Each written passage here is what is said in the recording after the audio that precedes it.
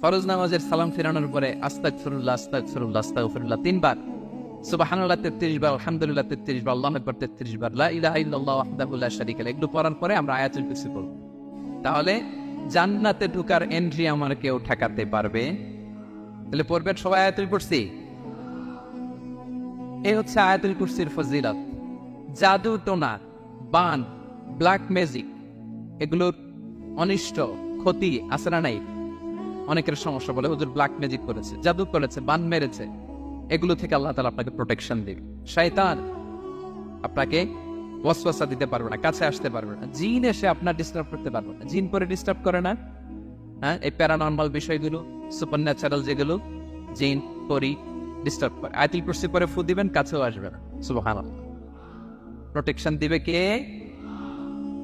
বিষ্ণু ইসা ইসলাম বলেন, মান করা আয়াতুল কুরসি